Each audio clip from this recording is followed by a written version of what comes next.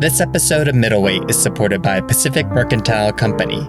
For 80 years, Pacific has provided essential goods and services for Coloradans. Pacific Mercantile Company, finest Asian foods and gifts. So the primary ballots came out, and this very real moment of seeing my name spelled out on the official government documentation that just makes everything very real. When Colorado holds state elections every 2 years, the general election happens in November. But before that, there are primary elections in June.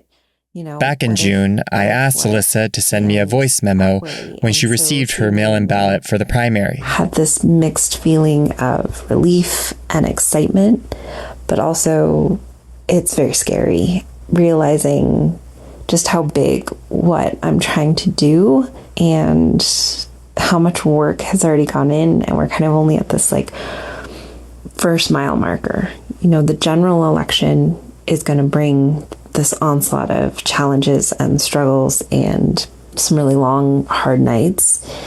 Next time I see my name on a ballot, it will not be there alone. Where this one is a night of sort of checking the box and seeing who else gets through their primaries. The general is going to be all knots and stress. So I am trying to enjoy how just lovely this moment is. But I can't deny it is also kicking up that anxiety internally about what is just around the corner. Alyssa's a first-time candidate, so seeing her name on the primary ballot was surreal for her. I think she'd like me to emphasize that she earned 100% of the vote during that primary. As you heard in her voice memo, she was the only candidate in a race. Regardless, she's now the Democratic Party's nominee, going up against a Republican incumbent for HD 44. By this point, she had formed a campaign team. Over the next few months, they were fundraising, recruiting volunteers, seeking endorsements, and establishing name recognition.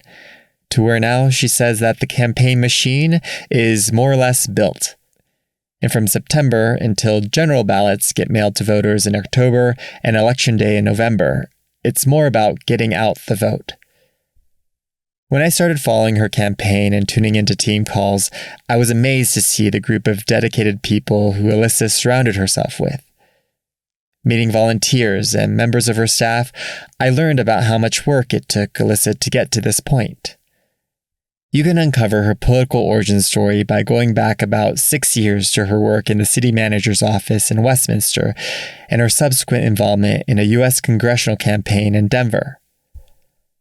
Alyssa introduced me to her mentors from these periods of her life, and by talking with them, I learned where she gained the knowledge necessary to navigate the complexities of Colorado politics, and maybe more importantly, the courage to use her voice for change. She's now running to become the only Asian American elected member in Colorado's state government, and I figure out what that means, and why that's important, especially in an area like Douglas County.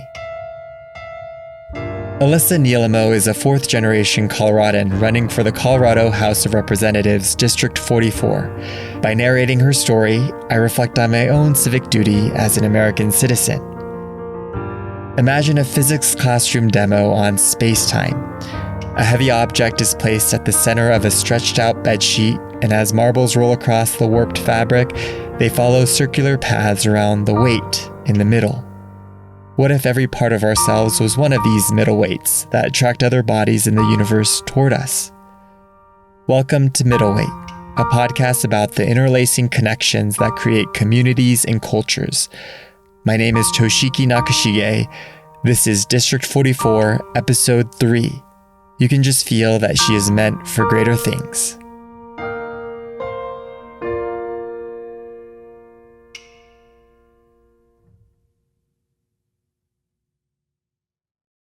In 2018, Alyssa started working as an executive aide for the city manager's office in Westminster. Westminster is a northern suburb of Denver and located in Adams and Jefferson counties.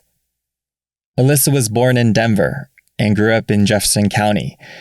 She had lived in various parts of the metro area after high school, but by 2018, she was living in Douglas County, having moved into her house in Parker that summer. Although Alyssa didn't live in Westminster, the job was appealing because it would be her first opportunity to gain experience in government.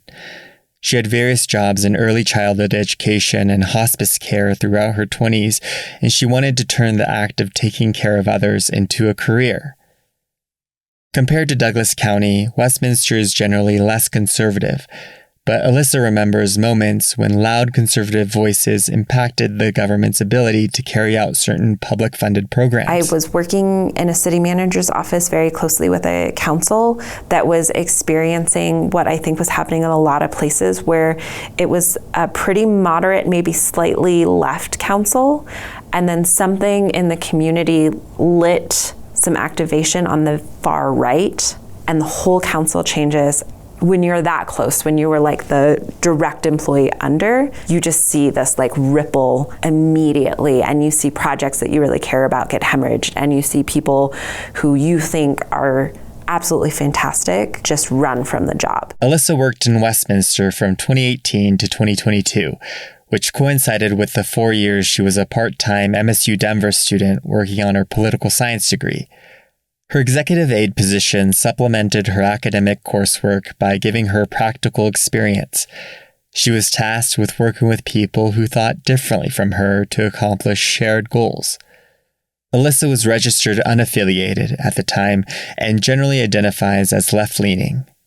And I think the opportunity to work with more conservative members in the city council was important to her growth. I had had the privilege of working under a council that I just very much so respected, didn't necessarily politically align with. The mayor is actually one of my early supporters of that, and I think him and I are not necessarily close when it comes to our politics, but I respected that he really put people and the community first, and his support of me, I think, was really from there. Like, yes, let's just lift up young people and do that. And so I think that was when a very tiny fire was lit. One of Alyssa's mentors was Herb Atchison. My name is Herb Atchison. I'm the former mayor of the city of Westminster.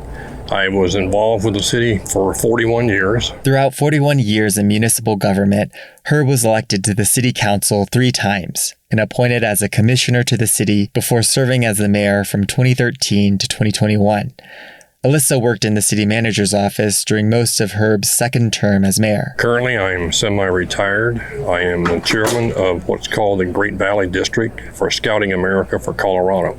And I do that part-time, and part-time I don't do anything except go out to coffee once in a while. Herb invited me to one of his coffee outings at a golf course, where I had the chance to talk with him about his political career and experiences working with Alyssa. When I first started voting, I was 21, because that was the law at that time, and I was a Republican for 50 years. And then I saw what was going on with the Republican Party in the state of Colorado and nationally, and I didn't like it. Herb tells me that there wasn't a singular event that compelled him to switch his party registration from Republican to unaffiliated. But especially in the last 10 years of his career, he witnessed how party allegiance was preventing elected officials from getting important work done, to the detriment of their constituents. Like in many other municipalities in Colorado, the mayoral and city council positions in Westminster are nonpartisan.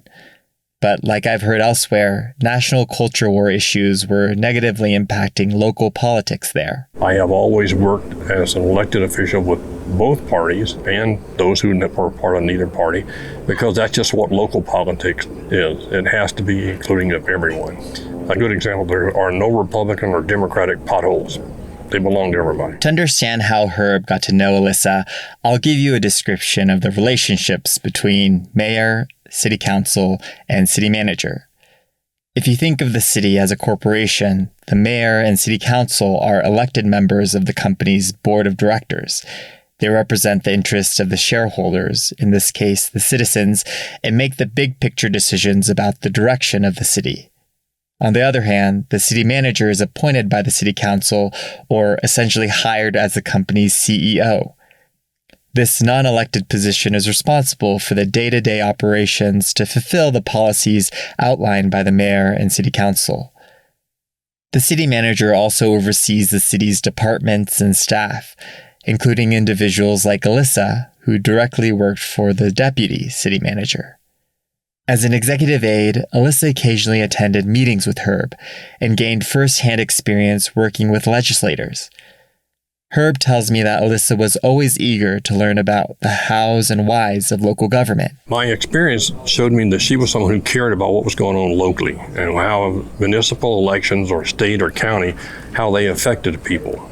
And at times she would ask if she could ask questions and stuff and trying to gain knowledge of why did I think people were doing one thing or another. And I can tell, that she truly was interested. It was not somebody just putting on fluff. It was somebody just truly trying to gain knowledge. She stayed with me for quite a few years there at the city hall, and then she decided to go out on her own. Even after his tenure as mayor, Alyssa kept in touch with Herb, updating him about new political activities she became involved in. In 2022, she joined the U.S. congressional campaign of Neil Walia. My name is Neil Walia. I serve as the chair of the Colorado South Asian Democrats Initiative under the Colorado Democratic Party. I'm a board member of the Asian American and Pacific Islander Commission for the city of Denver, and I'm also a precinct organizer for the Denver Democrats. Before landing those positions in Colorado, Neil was working in Washington, D.C., and about 7 years ago, one of his colleagues organized a professional development trip for MSU Denver students to Washington, D.C. to meet with various people working on Capitol Hill, including Neil. Alyssa was part of this group, and they met briefly. Neil says that they didn't really build a relationship, though, until a few years after that, when they met again in Colorado, this time at an event following the shootings in Atlanta, where 8 people died. 6 of the victims were Asian American women. It was on the heels of the spa shooting that took place in Atlanta. In response to that, a number of community leaders in Denver and across Colorado organized a rally on the west side of the city in a very, I'd say, historic Asian American venue. The way that prominent politicians spoke about the cause of the COVID-19 pandemic incited racism and violence toward Asian Americans, which even I remember experiencing firsthand. The shootings happened on March 16th, 2021, and a few days after that, community leaders, including Neil and Alyssa, gave speeches in front of a Vietnam War memorial located in the Alameda Square shopping center. This area, along West Alameda Avenue and Federal Boulevard, called Little Saigon Business District, showcases the diversity of Denver's Asian American community. Neil is a second-generation Indian American and felt it was necessary to stand up for all Asians living in America. We both spoke just, condemning the act of violence, but also condemning the police response and a lot of the bigoted rhetoric that was coming out of not just our president at the time, but a lot of elected officials when it came to Asian Americans and racial injustice. Outside of her position in Westminster, Alyssa had been involved in various Asian American organizations, and she was invited to speak at this rally as a board member of the Asian Chamber of Commerce. Alyssa tells me that it was really the first time she spoke up against racism in such a public way. Yes, I was emotional about what I was talking about, but I was also terrified to be at a mic saying these things. And what I was talking about was people don't believe us now that this is about racism because, in my opinion, in my spaces, we didn't speak up enough about the daily microaggressions. We don't complain, we don't tell people, and now they're not believing us that there is any problem because we are just muscling through and saying it's all fine and there aren't any issues. News reports say that more than 200 people were gathered at the event, and many people took notice of Alyssa. I remember when Alyssa spoke, I thought to myself, okay, she's got something special about her. I appreciated what she said. I appreciated the direct nature of what she was saying. By March 2021, Neil had decided that he'd run for the U.S. House of Representatives' 1st congressional district seat the following year. We ended up getting coffee shortly after just because I think I said, hey, let's catch up. And when we got coffee, I just kind of let her know, hey, actually, I'm thinking about running. I'm going to challenge Congresswoman to get for her seat, trying to do something for the community, trying to center our story, our origin, and, champion that on the campaign trail. Alyssa was inspired by Neil's leadership and jumped at the opportunity the same way I did when Alyssa told me she was running. And immediately, before she knew more details that she probably could have gleaned, she was like, I want to be a part of this journey. And, she's one of the first people that expressed an interest to work for the campaign. And yeah, I said, yeah, let's partner on this. And, it evolved from there. Neil and Alyssa were only really acquaintances at the time, but they quickly got to appreciate their mutual dedication toward having new voices heard by the political establishment. CD1 is primarily based in the city and county of Denver and is the most Democratic congressional district in Colorado. Challenging the Democratic incumbent, Representative Diana DeGette, who'd been serving in Congress for about 25 years at the time, Neil couldn't find support within the Colorado Democratic Party to get his name on the primary ballot. Instead, Neil went through the petition process, which required collecting 1,500 signatures by registered Democratic voters. It was a tough endeavor. Me, Alyssa, and I'd say like 5 to 10 very dedicated volunteers for a month were just out in the streets of Denver begging people for signatures.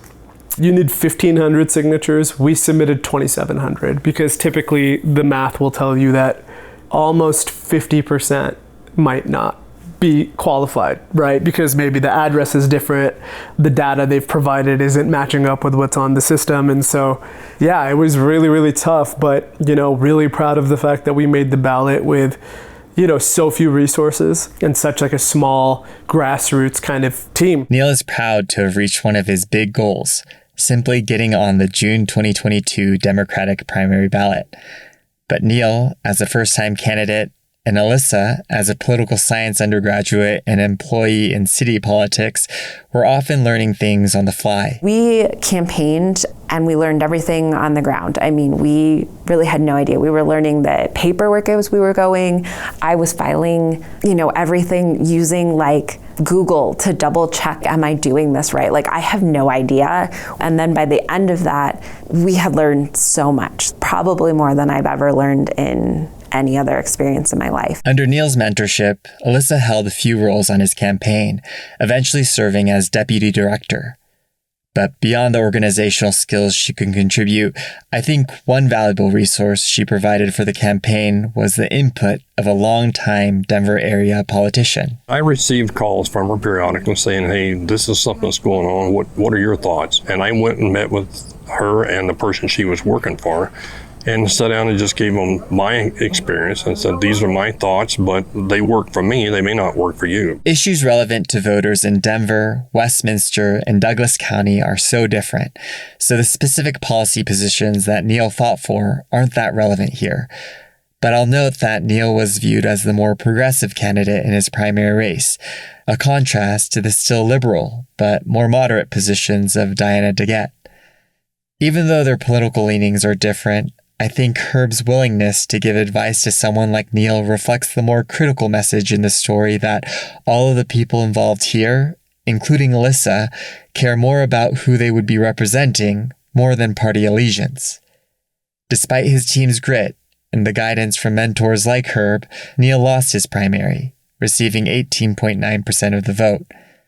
Nonetheless, he felt encouraged by the 1,300 donors and those 18,000 voters who believed in his message. Proud of the successes in his campaign, he feels he moved the needle in the conversation about providing support for more marginalized communities. It honestly changed my life in a lot of different ways, right? Like even in loss, we gained so much. I had the opportunity to debate my opponent publicly at a forum. We attended so many different rallies and meetings, and I think for me, it mattered because I got validation from people who said, I think this race was maybe not the one to get involved with, but we do believe in what you're saying. We believe in your policy vision, your story, and we believe that you do have what it takes to eventually crack in.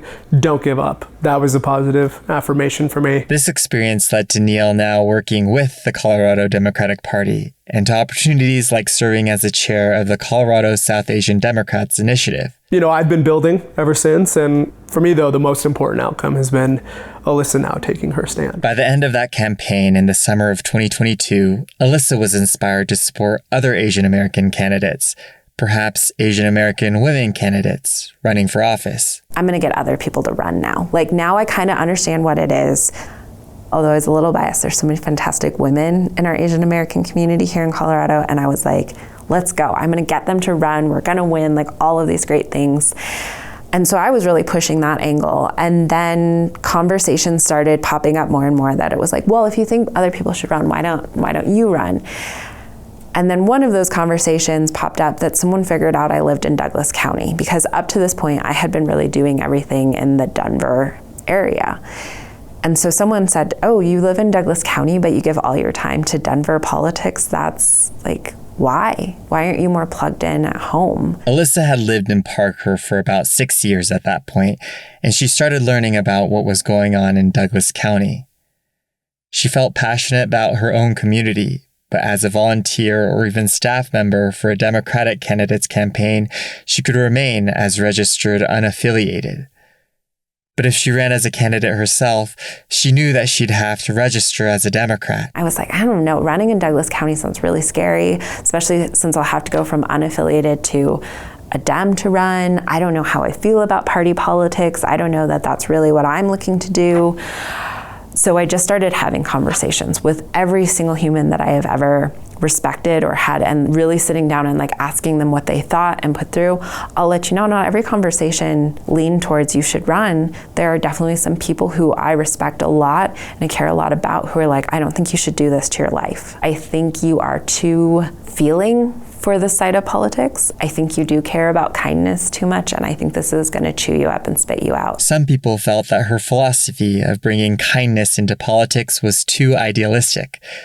But she also had mentors who believed she had exactly what it took to be a great candidate. So she started getting more involved, and then finally called and told me that she thought she was going to run for the State House. And I truly encouraged her to do it. She's young, she's very smart, she's very dedicated to trying to work with her community and make things better. And I think she will do fine. While Alyssa was making the decision to run, Herb became one of her most important advocates, connecting her with current elected officials in the state legislature to show her the practical and perhaps mundane parts of the job. By August 2023, she officially decided to run for the House District 44 seat and switched her party affiliation to Democrat. Even if it just meant moving the needle ever so slightly to be more inclusive and support public services for marginalized communities, she could do for Douglas County what Neil's campaign did in his race.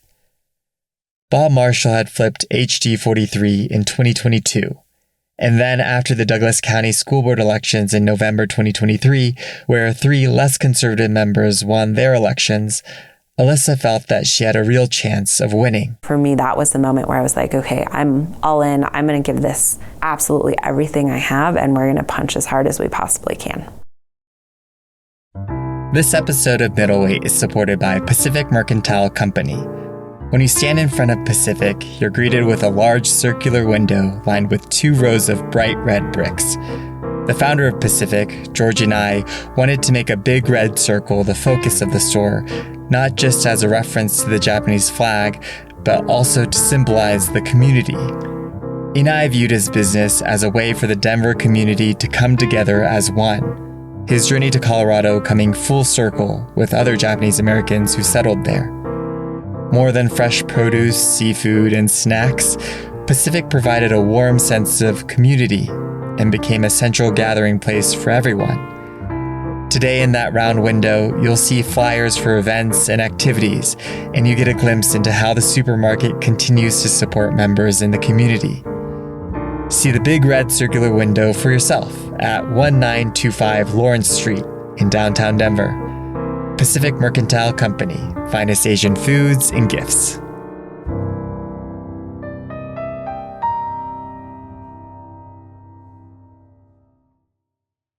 I bore the assumption that politicians generally have some sort of government experience before they get elected, but I've learned that that's not really the case, especially at the local and state levels. So for Alyssa, Herb Atchison emphasizes that her prior experience working in local government is a strength. Most people elected to the state house have never served anywhere in local government. They don't understand it, much less they understand state government.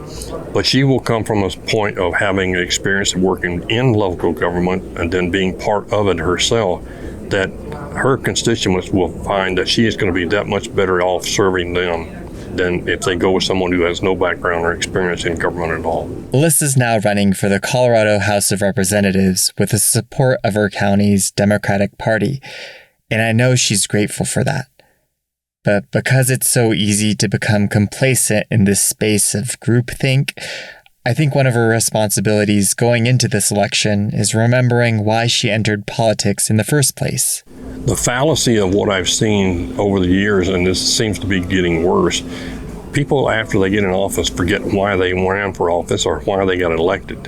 Then it all becomes about them or the party and not the people who put them in office. That's a downfall of, I think, too much emphasis on which party you are versus why you went to the office to start with. Over his 41 years of public service, Herb has seen the downfall of effective governance because of party allegiance.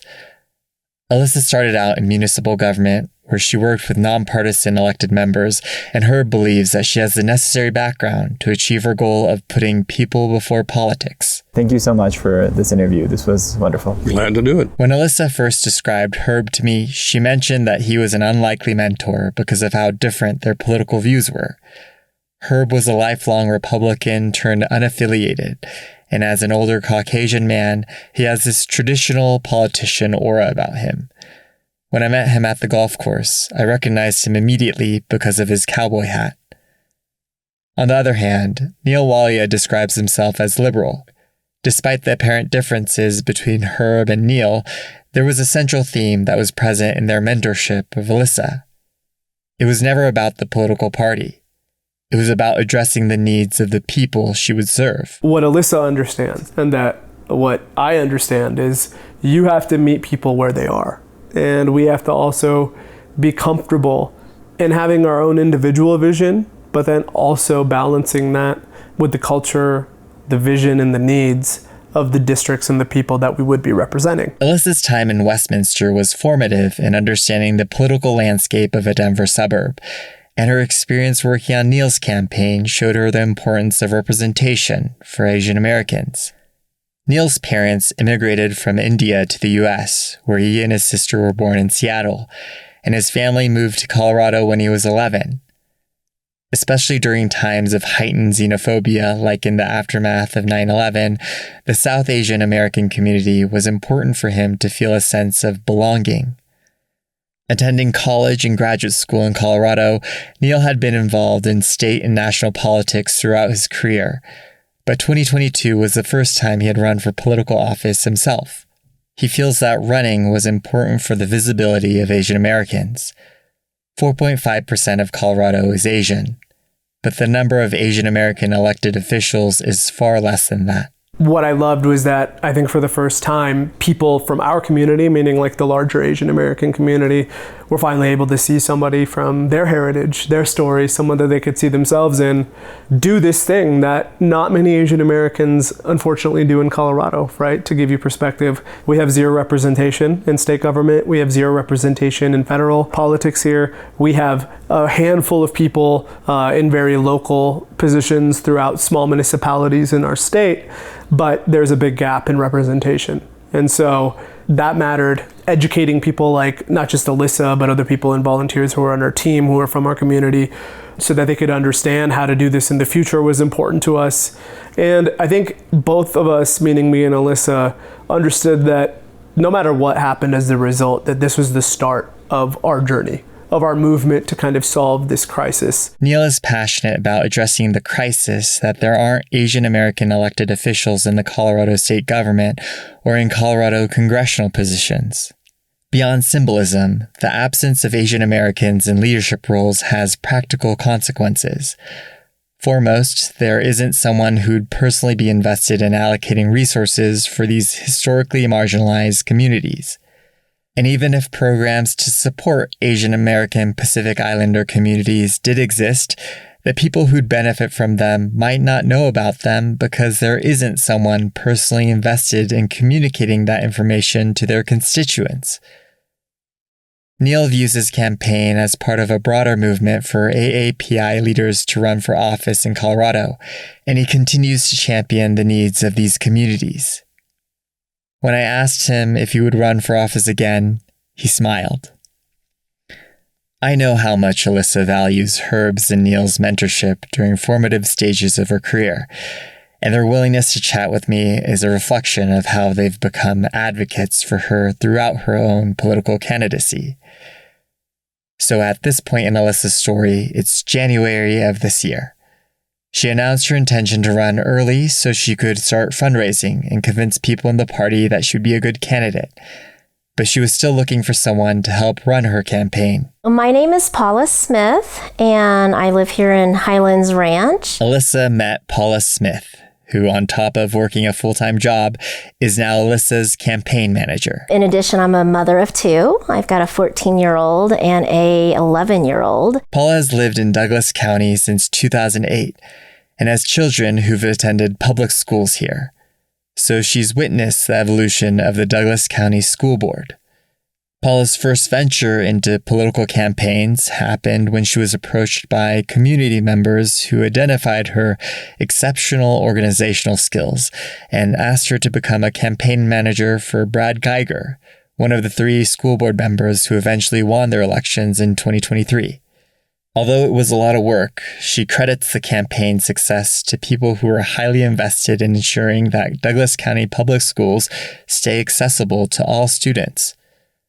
Paula hadn't had campaign experience before, but she learned quickly, and everyone around her started to take notice. A mutual friend of Alyssa's and mine approached me and said, I actually kind of fooled me and made me go to have coffee. And I thought we were just going to talk about fun things.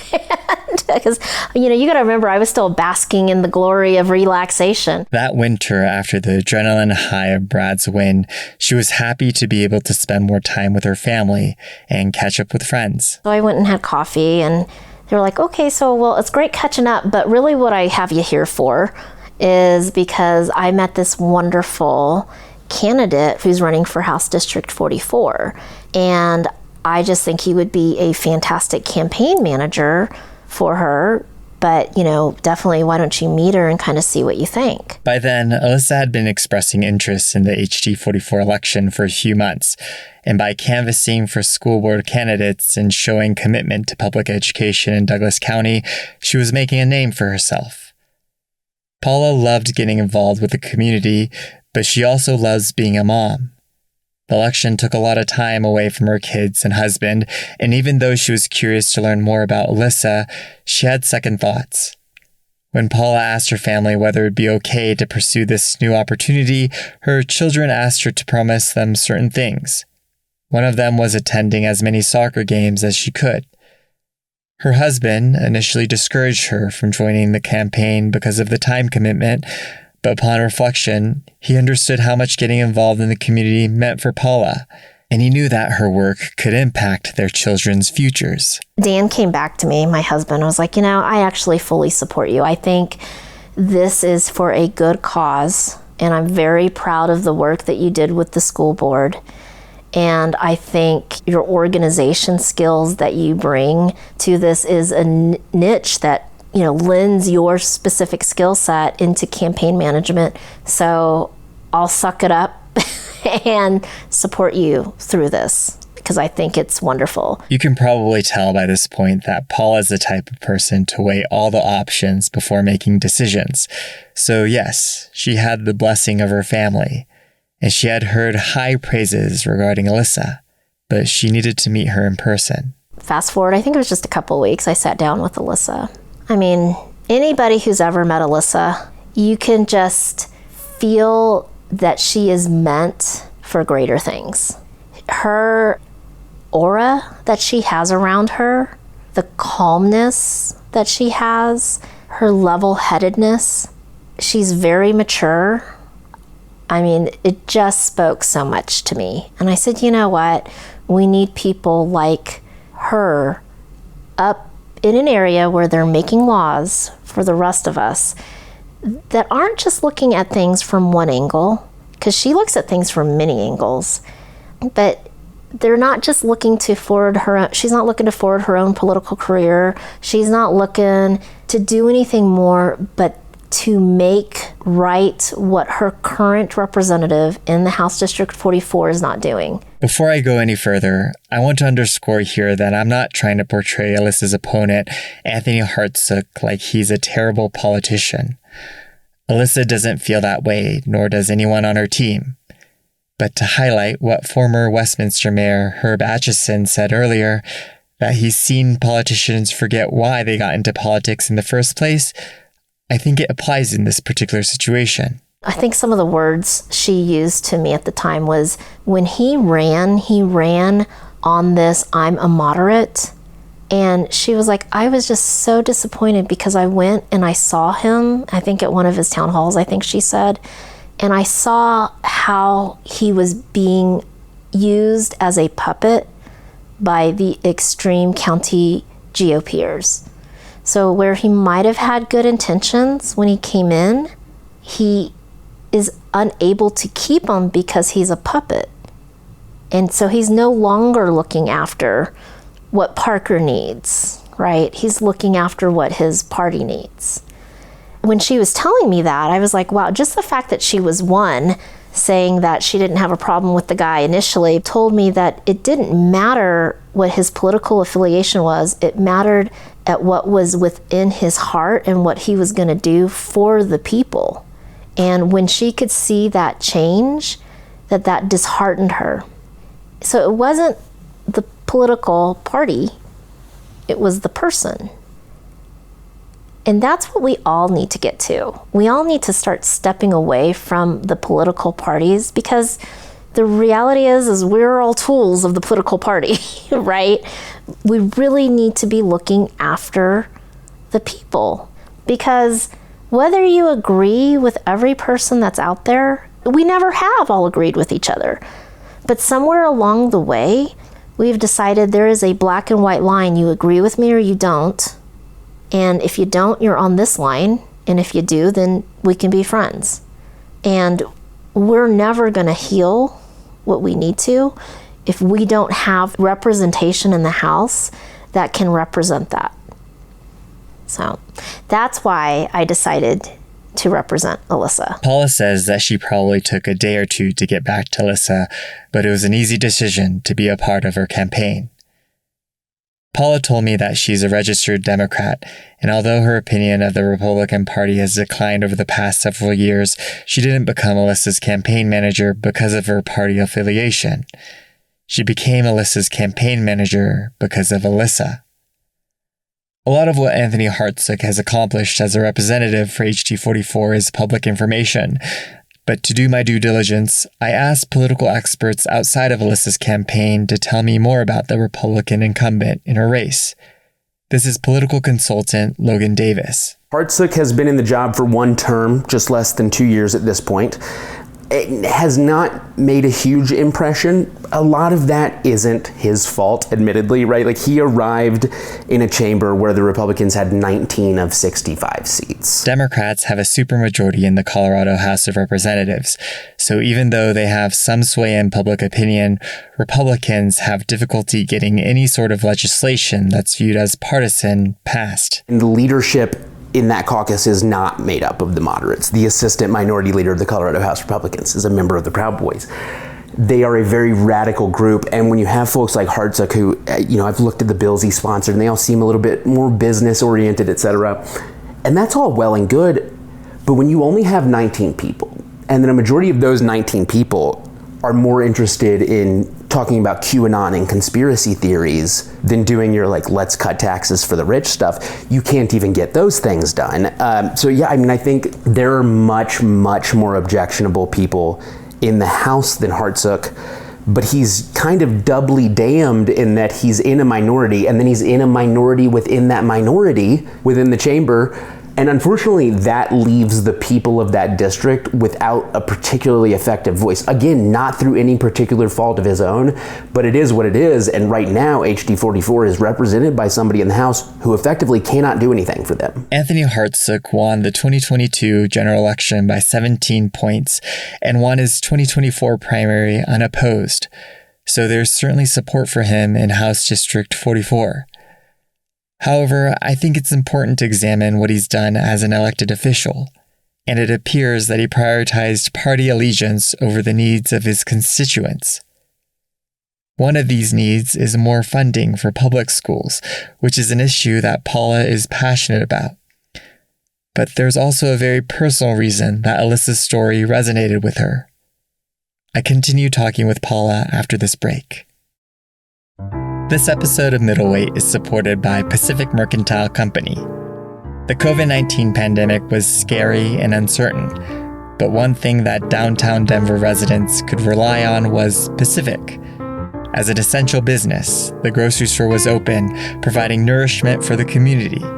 An unexpected consequence of the pandemic was that, thanks to Pacific, many people in Denver learned how to prepare sushi at home.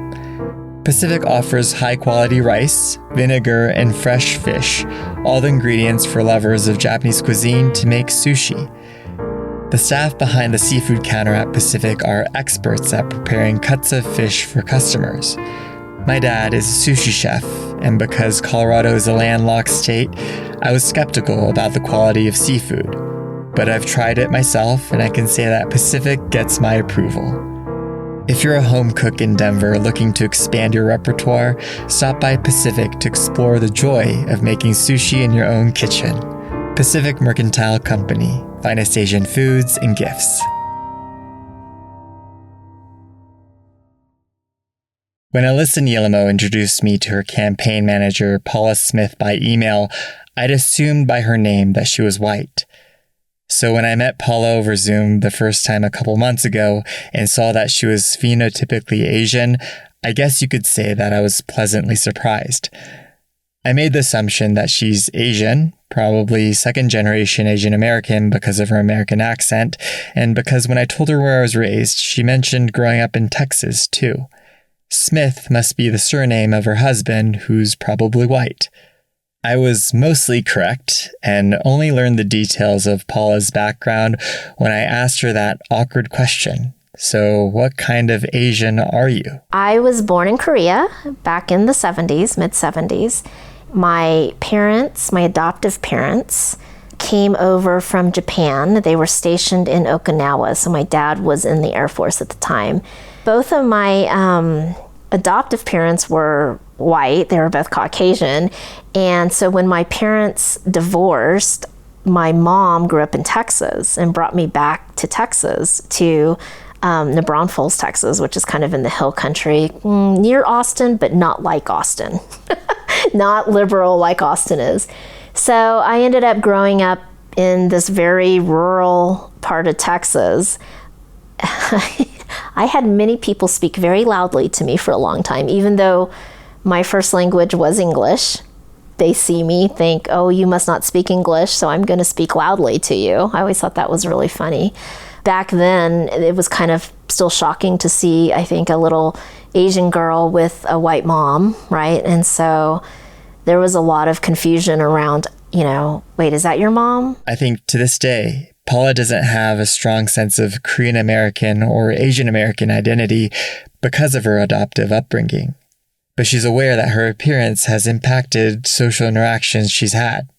As someone who likes to call it what it was, Paula identifies many of those encounters with white people as racism.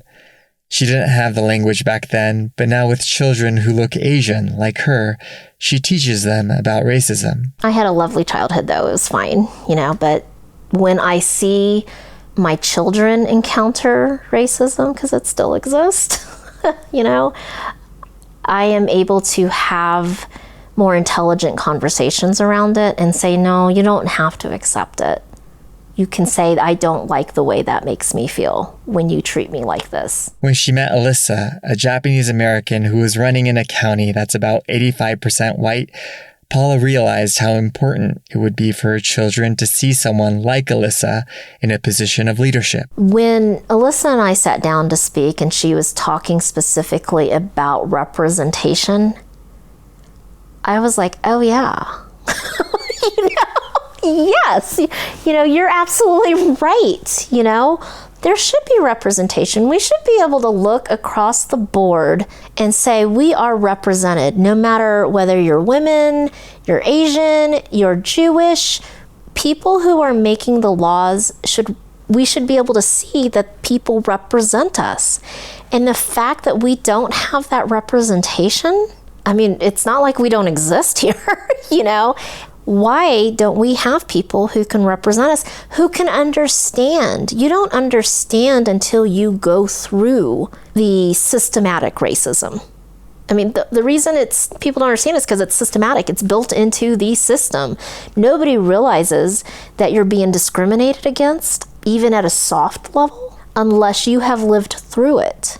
And we deserve to have somebody making the laws that can be up there and say, have you considered this population of people? Paula will be back on the podcast as I delve into the campaign's activities as Election Day nears. But I'm going to take this opportunity to talk about Asian American elected officials in Colorado. Currently, there are no Asian electeds in the Colorado state government or in U.S. congressional positions from Colorado. Alyssa says that she'll be the only Asian elected member of the state legislature, but she wouldn't be the first. There's a third-generation Japanese American named Stan Matsunaka who was a Democratic member of the state Senate from 1995 to 2003. He also served as the president of the state Senate for 2 years during his tenure. There's also first-generation Indian American Janak Joshi, who was a Republican member of the State House of Representatives from 2013 to 2017. This year, he ran in the U.S. House of Representatives CD8 race and lost in the Republican primary. As a scientist, I tried to be as scholarly as possible, cross-referencing databases to check whether there were other Asian Americans in the state legislature. And what I realized is that there historically hasn't been rigorous documentation of this type of information. The APA Institute for Congressional Studies collects data about elected officials and candidates of Asian descent, but their resources only go back to the 2018 elections. The continent of Asia encompasses a diversity of ethnicities, and after some research, I learned that there are different standards of ethnic identification depending on who's keeping track of the data. For example, some may consider West Asia, such as the Middle East, to be classified as AAPI. In these ambiguous cases, self-identification is a factor. With that said, there are currently no elected officials in the state legislature who identify as Asian American. Looking through all the state House and state Senate races this year, I saw that there are a few Asian American candidates who either lost their primary in June or have withdrawn from their race. But to my knowledge, there aren't any other candidates besides Alyssa who will be on the general election ballot who identifies as Asian American. This was a roundabout way of saying that, while there's some history of Asians in Colorado state government, yes, Alyssa would be the only Asian elected member if she wins her race. I've been focusing on the state level, but there are several elected members of Asian descent in local government.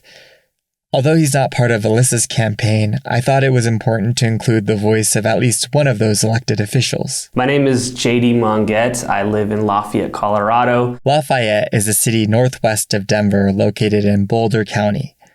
JD Monguette has long been involved in giving back to the Lafayette community, serving on the city council starting in 2018. He was elected mayor in 2021. I also serve as a teacher. So I work with 8th graders, teaching them government and history in their social studies class. Described as a trailblazer, JD is the first South Asian mayor in Colorado and the youngest mayor of Lafayette, and he's proud to represent his ethnic community. I am Indian American. I was born and raised here in Colorado. My parents are from Punjab, India. So I'm Punjabi, and the religion that I was brought up with is Sikhism, S-I-K-H. And we have a temple here in Colorado that we visit, and my dad's super involved in. I've been talking about the importance of Asian American representation in politics at a big picture level, but talking with JD helped me understand the real effects that having a voice in government has on a minority community. Why Asian Americans don't get involved in politics, at least in the numbers proportional to their population, is complicated. What I've heard throughout the Japanese American community, especially in the aftermath of World War II, was that many Japanese people just wanted to assimilate. They wanted to go unnoticed. and there's a belief that if they sought leadership roles, their communities would be scrutinized even more. As a second-generation Indian American, JD feels that that sentiment is common among various Asian American ethnic groups. I think that's in a lot of communities. Like, don't get into trouble, get everything you need lined up to be successful on your own. Because I think, folks, there's this misconception that if you run for office or get involved, you're asking for trouble. Then people are going to start looking into you, looking into your background, your parents' background, your family's background, and like they want to just kind of stay hidden. But the issue with that is if you do run into trouble and you're not involved and unaware of everything that's going on, then you're going to have no one to turn to help you. JD learned through his own family that there are positive outcomes to getting involved in politics. And I think, my father has done a really good job of getting our community more involved in government. Now we have electeds coming to our temple. I think Jared Polis was one of the first governors in the entire country to visit a Gurdwara, which is the name of our Sikh temple. And he came in there and spoke to everyone, hung out with everybody. And then we have lawmakers like Yadira Caraveo. She's visited our temple. A bunch of folks have, just to eat with us, sit with us. In addition to current elected officials making more room for his communities, JD has seen benefits to his own political trajectory. But we can also be super influential in elections too. Like, our community recently has gotten much more like financially invested in these elections. And so, the truth of the matter is we become more of a priority to these candidates when they win.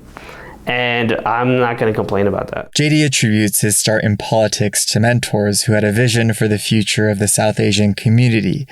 And he's proud that he works with a city council that's racially and ethnically diverse. Yeah, thank you so much for your time. This is a lot of fun. Of course, yeah, anytime. Thank you. It's important to contextualize Alyssa's candidacy within Colorado's Asian American representation crisis. But for now, I'm going to return to where she was around March of this year. Paula was on board as campaign manager. Initial fundraising began. Alyssa needed to secure her name on the Democratic primary ballot. Unlike Neil Walia's congressional run, Alyssa didn't have to get signatures from voters to get on the primary ballot because she had the support of her county's Democratic Party.